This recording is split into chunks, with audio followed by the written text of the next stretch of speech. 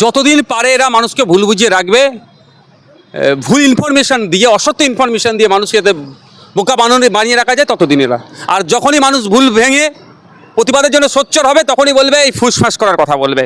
এই ভয় দেখিয়ে চলবে না, মানুষকে বোকা বানিয়ে রাখাও যাবে না।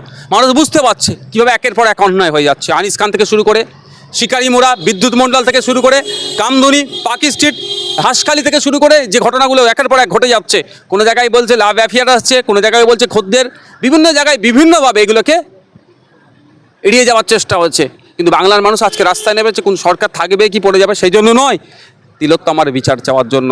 তাতেই শাসক ভয় পেয়েছে। এখন এই যেভাবে এই রেট বেঁধে দিচ্ছে, আমি মুখ্যমন্ত্রীর কাছে আশা করব আপনি মহিলা হয়ে এই ধরনের মন্তব্য আগামী দিনে করবেন না। শুধু মহিলা নয়, আপনি আমাদের রাজ্য সরকারের সর্বোচ্চ পদে বসে আছেন, আপনার কাছে থেকে এই ধরনের মন্তব্য আমরা আশা করি না। কোনো মতেই এই ধরনের শব্দ বা এই ধরনের বাক্য আপনি আর চয়ন করবেন না। আপনারা গুজব ছড়াচ্ছেন। যদি কেউ গুজব ছড়িয়ে থাকে তার বিরুদ্ধে ব্যবস্থা নিচ্ছে না কেন? তার বিরুদ্ধে ব্যবস্থা নিক। পুলিশকে বলুন। পুলিশকে কোথায় বলছে? পুলিশই বলছে হ্যাঁ। গুজব ছড়াচ্ছে। যদি কেউ গুজব ছড়িয়ে থাকে তার বিরুদ্ধে ব্যবস্থা নিক। ওই সময় ওইসব বলে মিসগাইড করে কিচ্ছু লাভ হবে না। অন্যায় করেছেন আপনার দপ্তরের লোক, অন্যায় করেছে সেটাকে মেনে নিন, অন্যায় স্বীকার করুন। আর যারা অন্যায়ের সাথে যুক্ত তাদের বিরুদ্ধে কঠোর ব্যবস্থা নিন। কঠোর ব্যবস্থা তো দূরের কথা, সকালে চাকরি ছাড়লে সন্ধ্যায় তাকে চাকরি দেওয়ার ব্যবস্থা করছেন, আপনারা আবার কি বিচার দেবেন? এদিকে বাংলার যুবকদের চাকরি নাই, ওইদিকে সকালে চাকরি ছাড়লে সন্ধ্যায় চাকরি পেয়ে যাচ্ছে। কাছের শুধু নয়, কত রকম দুর্নীতির সাথে যুক্ত আছে, কারা কত পার্সেন্টেজ পায়, সিবিআই যদি সঠিকভাবে তদন্ত করে অনেক বেরিয়ে আসবে। কারণ চিকিৎসা বর্জ্যগুলো কোথায় যাচ্ছে? লাস্ট শুনলাম তো, দেখলাম অনলাইনে একটা মিডিয়ার কোন চ্যানেলে দেখাচ্ছিল মরা লাশ নাকি বিক্রি হয়ে যাচ্ছে। তো এগুলো তো একার পক্ষে সম্ভব নয়। এক বছরে প্রায় 21 কোটির চিকিৎসা বর্জ্য হয়, কোটি টাকার, সেগুলো তো একার পক্ষে কন্ট্রোল করে না, সম্ভব নয়। তাহলে কারা এগুলো করছে সেটা খুঁজে বার করুক।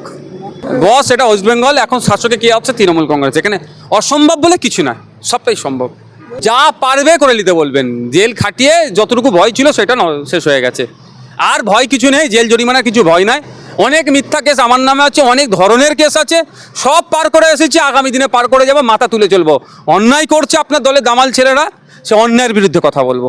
তাতে আপনি যদি আমার নামে মিথ্যা আবার মামলা দেন, আমি গ্রহণ করতে প্রস্তুত আছি। 14 তারিখ পুলিশ কোথায় ছিল? সেটাই তো প্রশ্ন। সেই সময় কোথায় ছিল? সেই সময় গিয়ে মহিলাদের শৌচাগারে গিয়ে লুকোচ্ছিল। ওটা মাছের বাজার বানিয়ে দিয়েছিল। আবার ডিসি ম্যাম বললো যে না, ওই ধরনের কিছু হয়নি, কিন্তু নির্যাতিতার পরিবারের বক্তব্য শুনলাম, ডিসি ম্যামের কথাটা অসত্য লাগছে। ওখানে অ্যাডভোকেট কি করতে গিয়েছিল? হ্যাঁ, কি করতে অ্যাডভোকেট গিয়েছিল? ফরেন্সিক যিনি একজন আছেন তিনি ওখানে কি করতে গিয়েছিলেন? তোর তো ওখানে নয় ডিউটি, ওখানে ডিউটি নয়, ওই একাধিক মানুষ ওখানে উপস্থিত ছিল। কারণটা কি? আমার মনে হয় এভিডেন্সগুলোকে ডিস্ট্রয় করার জন্য হয়তো প্ল্যান হচ্ছিল। আত্মতৎপরতা কেন?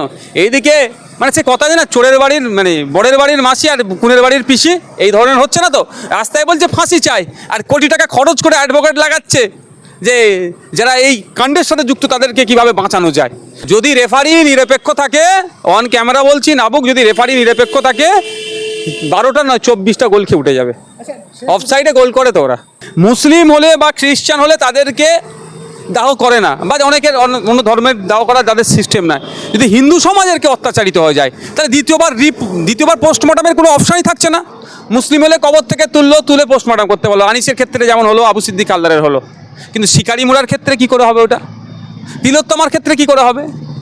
এটা ভাবা দরকার। যে বিল আনবে বলছে না, যে বিল আনবে বলছে, ওখানে আমি প্রশ্ন তুলবো, আমি যে বলার সুযোগ থাকলে এই ধরনের ঘটনার সম্মুখীন হলে পোস্টমর্টমটা যেন সেখানে তাদের পরিবার এবং কোনো ম্যাজিস্ট্রেটের উপস্থিতিতে হয়, এটা ম্যান্ডেটরি, এবং লাস্টটাও একটা নির্দিষ্ট দিন পর্যন্ত সেটাকে সংরক্ষণ করে রাখতে হবে। এই দাবিটা আমি অ্যাসেম্বলি হাউসের মধ্যে তুলব।